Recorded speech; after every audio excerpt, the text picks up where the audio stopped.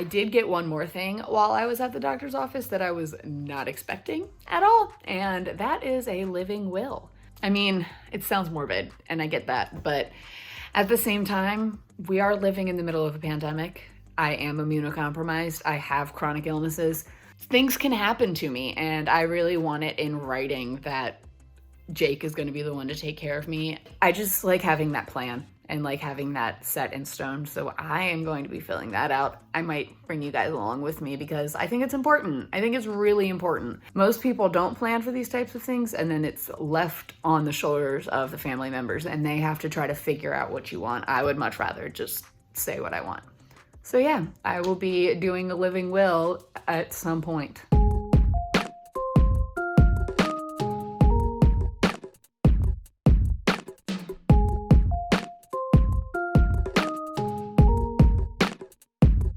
Nap time is officially over and Jake is finishing up work. I actually had a psychiatrist appointment, which went really well, and that was cool. But now I'm going to go through my advanced directive living will, and I thought that I would kind of, as I go through it, tell you guys kind of what I'm doing, I guess, because a lot of people, especially a lot of people, younger people, haven't done this, and it might be something that you want to think about. So my doctor's office gave me this packet, and it's essentially you just fill it out. I'm not going to be able to do all of it right now, and not only that, but I do need to get some witnesses to sign it, so it's not going to go into effect immediately afterwards, but I can at least kind of like show you the process. So it's first split into 3 parts, I believe. Yes, 3 parts. So part 1 is the healthcare agent. It says, this part allows you to choose someone to make healthcare decisions for you when you cannot or do not want to make healthcare decisions for yourself. So this is essentially, I guess, picking somebody to make your healthcare choices for you if you're incapable or they say just don't want to. I don't know what that kind of situation would be. Part 2 is treatment preferences. This part allows you to state your treatment preferences if you have a terminal condition or if you're in a state of permanent unconsciousness. Reasonable and appropriate efforts will be made to communicate with you about your treatment preferences before part 2 becomes effective. So part 2 is, what do I want to happen to me if I'm in a coma or whatever it is, if I'm unconscious and I can't make my own decisions. And then part 3 is guardianship. And this part allows you to nominate a person to be your guardian should one ever be needed. I know later it's stated that they don't have to be the same person as your healthcare agent that you picked before. They can be. However, if you choose different people, your healthcare agent would have priority for medical decisions over your guardian. All right. And then part 4 is signatures. Can't do that right now, but we will eventually. All right. So part 1, healthcare agent, and it's very simple. It's literally just like, I select the following person. So it's really easy. Obviously, this is gonna be Jacob. And then I have a choice to pick a backup healthcare agent. I already told my brother I was going to be doing that. All right, general powers of the healthcare agent. It says to authorize by admission to or discharge, including transfers from any hospital, skilled nursing facility, hospice, or other healthcare facility. They can request, consent to, withhold, or withdraw any type of health care, and they can also contract for any healthcare facility or service for me and to obligate me to pay for these services. Essentially, they can make healthcare decisions and I'm still financially responsible. But they can make decisions about where I'm at, about what treatments I'm getting, about when to stop treatment, everything like that. That is only if I can't make my own choices. It also makes sure to state that under our state's laws, the healthcare agent can refuse to act, so just because I put them down doesn't mean that they have to do it. A court can take away the powers of my healthcare agent if it finds that my healthcare agent is not acting properly. So if I give somebody this power and then the court deems them to be acting inappropriately or not in my best interest, so they can take that away.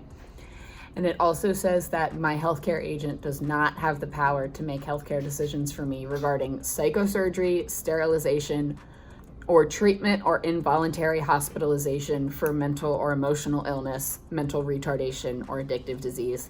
And that actually makes me feel really good. I don't think that Jake would throw me into a hospital, but to know that there's some sort of protection for people with mental illness that Just because your healthcare agent deems you to need help, it doesn't mean that like you're automatically locked up and throwing away the key. So that makes me feel really good that they can't just throw me in. Not that I think that he would. I honestly do not believe that Jake would do that. If I believed he would do that, I would never give him any of these sorts of powers. But like, it's also a fear of mine to be involuntarily hospitalized. So to know that there's that protection there makes me feel better. It then goes on to powers of healthcare agent after death. And yeah, this is it's a little morbid, but it's important to think about. The first thing is my healthcare agent will have the power to authorize an autopsy unless I initial saying that I don't want that. I am fine with having an autopsy. If Jake wants me to have an autopsy, fine. So I don't have to initial there. It also then goes on to organ donation and donation of the body, saying that unless I initial each of these statements, the healthcare agent is going to be able to make decisions based on whether my organs are donated or my body is donated. I am already an organ donor, so we don't need to worry about that. And I mean, I'm not exactly positive what I want to happen to my body, but I would not be against it going to science. I know that there's a lot wrong with me, so there's probably a lot that they could figure out. It then goes on to the final disposition of body, and it says that the healthcare agent has the power to make decisions about how my body will be disposed of unless I sign and put somebody else in. I still want Jake. All right, now it also says I wish for my body to be buried or cremated. I don't know. I know that I would like to go back to nature. They have ways that you can be cremated and then your ashes are used as fertilizer for a tree, and like that sounds really cool. Or they have like, I don't know if they're actually real, but I've seen pictures of them online of like these pods where they put your body in, your body then decomposes and can like nourish the ground. So I would want to do one of those, but like, I don't know. I don't feel like I have an actual preference right now, so I'm not going to put it down. Now we're going to go on to part 2, which is the treatment preferences. So, conditions. Part 2 will be effective if I am in any of the following conditions.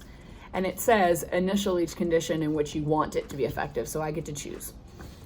So, a terminal condition, which means I have an incurable or irreversible condition that will result in my death in a relatively short period of time. I've thought about a lot of these decisions, like in the sense that if I was permanently unconscious, not that, like a coma type thing, not necessarily a terminal condition. Like, I'm not sure how I would react to a terminal condition because I haven't been given one. So I'm not going to put that down yet, but I am going to initial next to the second one, which is a state of permanent unconsciousness, which means I am in an incurable or irreversible condition in which I am not aware of myself or my environment, and I show no behavioral response to my environment. That is where I really want to put this in. I want to feel protected in case that ever does happen to me, and that's really why I wanted this in the first place. Now we get to go on to treatment preferences. If I am in any condition that I initialed above and can no longer communicate my treatment preferences after reasonable and appropriate efforts have been made, then, all right, I have a couple options. The first one is use everything. The second one is use nothing. The third one is use only what I initial, and then it gives you some options. So the different options for this are, if I'm unable to take nutrition by mouth, I want to receive nutrition by tube or other medical means. Yes, I would want that. If I'm unable to take fluids by mouth, I want to receive fluids by tube or other medical means. Yeah. Here's the thing. I feel like if I am in an unconscious state for a short period of time, or they believe that it's possible for me to come out of it, like, I want everything. Give me everything. But if you declare me brain dead and like are only keeping me alive by machines, I don't want that. But Jake knows that. Jake does know that. So the third option is, and this hits really hard right now for COVID, if I need assistance to breathe, I want to have a ventilator used. Yeah. And then the last one is, if my heart or pulse has stopped, I want to have CPR used. So I really agree with all of those. Like I said, unless there was no way that I could be like ever come back. So I think I'm going to try to extend my life for as long as possible and err on the side of, I know that Jake wouldn't let me sit there for years and years and years on end. So that's what I'm gonna go with. My brother wouldn't either. My brother might just pull the plug now. I'm just kidding, I love you. So I saw this briefly earlier and it really bothered me. So I figured I would share with you guys. There's an in case of pregnancy clause. And if you don't know, I live in the South in the United States, which means that the fetus that a woman is pregnant with has more rights than the woman herself, essentially. But it states right here that under state law, Part 2 generally will have no force and effect if I am pregnant unless the fetus is not viable and I indicate by initialing below that I want Part 2 to be carried out. It's a little scary. It's a little bit scary to know that the state has the right to say, I know that this is what you wanted, but you have a fetus in you that may possibly be viable, so we're just gonna throw out everything that you wanted. Like, I don't like that. That makes me uncomfortable. And now we're on to guardianship, part 3, which is optional. And it says that the advance directive for healthcare will be effective even if part 3 is left blank. If you wish to nominate a person to be your guardian in the event a court decides that a guardian should be appointed, complete part 3. A court will appoint a guardian for you if the court finds that you are not able to make significant responsible decisions for yourself regarding your personal support, safety, or welfare. So that just means that, like, if a court deems me unable to make my own decisions, that this person would then become my guardian. Again, like I said before, it can be a different person as your healthcare agent. I'm going to be nominating the same person, and it's literally nominating. That's kind of funny. I nominate the person serving as my healthcare agent under Part 1 to serve as my guardian. Yes, I do. For me, obviously, it was going to be the same person. I don't have any other family nearby or anything like that. So Jake is really my rock, my support, and he's obviously going to be the person that I trust the most. I feel like he's the person who knows me the most, who can make the best decisions possible for me. So I'm going to nominate him. And then we're on to part 4, which is signatures, which I can't do right now because you need to get witness signatures from different people, and they can't be the people that you're nominating in here. So, like, I can't give Jake all of this power and then use his signature as a witness. So I'm going to need to find a few other people to sign this for me. But I'm feeling good about this.